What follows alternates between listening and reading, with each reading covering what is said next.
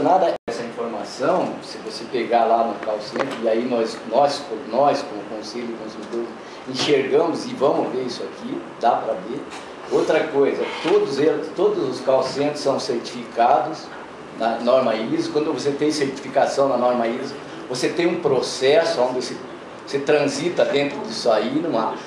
Pode sim, você não ter a informação, mas a partir do momento, eu estou dizendo lá, do jeito que eu trabalhei, do jeito que é lá, você jamais pode fazer isso aqui no joelho. Isso é um fato. Então isso não existe. Lá, é claro que eu estou te dizendo, se ela partiu, você terminou a luz lá às 2 horas da tarde, e isso foi informado às 8 horas da tarde, às 8 horas da tarde começa a contar o tempo para o sistema. Você tem uma retroagem. A partir do momento que ele vai saber, ele vai começar a trabalhar. Mas eu vou pôr 2 horas, vou pôr 3 horas, eu contesto isso porque não existe. Lá, pelo menos na área, e nós trabalhamos com isso. Eu queria fazer uma colocação. Acontece as duas coisas, né? Eu já trabalhei no servidor há muito tempo. Hoje a ANEEL busca o quê? A certificação do processo de apuração, justamente para coibir esses atos, né? Mas as realidades são meio diferentes, né? A Copel é uma empresa que já está toda universalizada há muito tempo, o programa de luz para todo para ela já. Agora você vê o Pará, por exemplo, a questão até de, vou citar o nosso caso, porque é bem similar ao Mato Grosso, do qual eu trabalhei naquela época, e hoje o Pará, os rincões do Pará é mais ou menos da época, não era o Mato Grosso naquela época.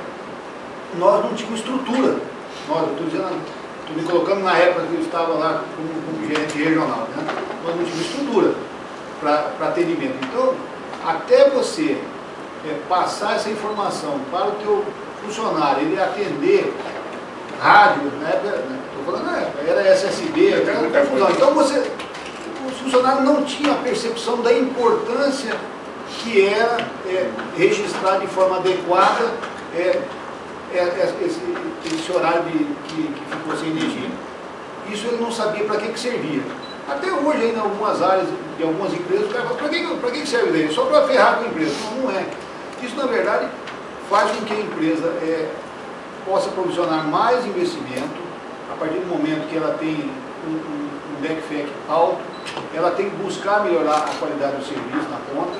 Então, nós temos ainda muitas empresas que não estão realmente com o mercado totalmente maduro. Que é o caso diferente, que nem a Copel, Metropaulo, algumas empresas que já, CEMIG, que já estão bem estruturadas. O caso da CELPA, a CEMAT, a Coelba, ainda estão, tem muito. Onde que estão os grandes programas de luz para todos? Estão nessas empresas, né? E você citou o caso da MRT, eu sofri muito na pele, na época que eu era regional, com o MRT, porque na verdade a filosofia, para quem não sabe, do MRT, quando foi criada, ela foi criada na CEMIG, era para fazer atendimento exclusivamente à residência, e eram para ser linhas de no máximo 6 km. Até porque o nome já diz, retorno por terra. Então era um fio só, você colocava um transformador, ele fazia uma divisão de fase, você buscava o resto pela terra. E ele foi criado para isso. O que aconteceu, principalmente no Mato Grosso, é o seguinte: você fazia 6 km, o outro emendava mais 6, e nós tínhamos MRT de mais de 200 km, você tem uma ideia, mais de 200 km. Lá na ponta chegava quase 220. Essa é 13,8 aqui, quase chegava a 220 na ponta. Não tinha transformador que conseguisse recuperar o nível de tensão. E hoje ainda tem esses problemas sérios, né? O Mato Grosso tem esse problema, o Mato Grosso Sul que implantou da mesma forma. E eu entendo que a preocupação sua é pertinente.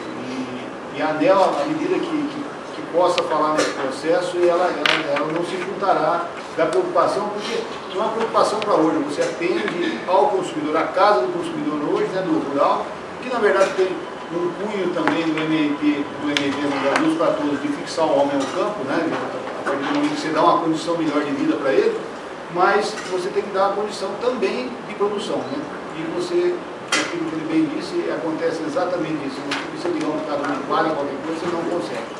Tá? Eu só queria fazer um breve, para não perder o foco. Tá?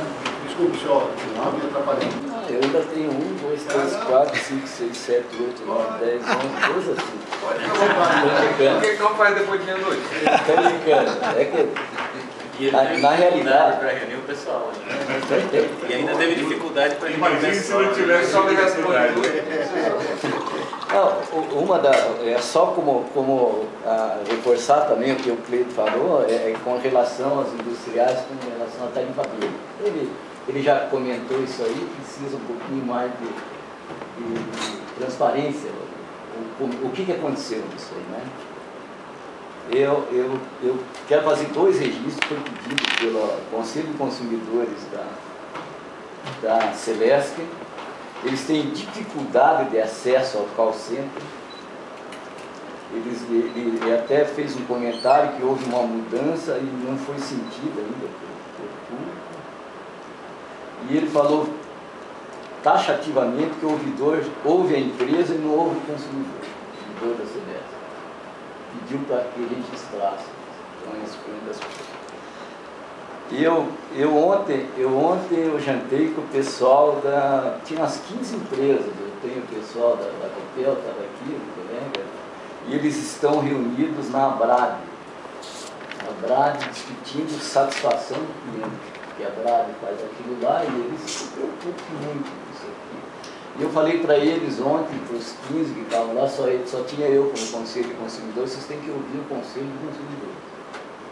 E eu sou muito taxativo, porque eu até expliquei, eles concordam comigo, porque nós temos muita informação, e eu vejo, o Alex conhece lá, nós temos sérios problemas, acredito que vocês têm na área industrial, de afundamento de tensão. E afundamento de tensão, ele tem toda uma legislação, ele precisa conversa, as pessoas eles estão insatisfeitos, mas precisa conversar. Então é o que eu falo, o Conselho de Consumidor sabe muitas coisas e para eles fazer com que os clientes fiquem satisfeitos, eles têm que ouvir o cliente. Nós somos representantes dos clientes, ouve os Conselhos de Consumidor. Vocês têm que saber o que está acontecendo. Então eu citei alguns casos que você conhece, aquele caso que nós tratamos lá. Hoje eu recebo de um cliente lá que teve o ano passado quase 7 milhões de prejuízo com falta de energia, um grande cliente. E aí trimestralmente a empresa está dando um relatório para ele e relatório para o Conselho do Consumidor de uma atitude que o Conselho do Consumidor intermediou, porque na realidade o Conselho do Consumidor não faz nada. Não faz nada no sentido de dizer, eu não vou fazer obra, não vou fazer prolongação, não vou fazer nada. Mas nós vamos atuar junto para que isso aconteça. E aí o cliente começa a ficar satisfeito. Porque você vai fazer alguma coisa, mas está informando ele que vai fazer isso. Isso para mim é fundamental. O cliente que começa a ficar. Quando nós estamos falando tudo isso aqui, se você começar a mostrar como empresa, mostrar o que você vai fazer e começar a divulgar mais isso que até o físico comentou e você comentou, de você começar a mostrar isso aí, as pessoas vão ficar mais satisfeitas. E é isso que nós queremos. O cliente tem que ficar na ponta satisfeito. E nós estamos brigando tudo para isso. Nossa realidade é essa, que você faça tudo para que lá na ponta o cliente fique satisfeito. Eu acho que eu dei um recado para ele. Então. Você vê, é uma oportunidade assim que foi, mas você acaba aproveitando a oportunidade. Eu acho que eu vou parar por aqui. Depois eu... Obrigado.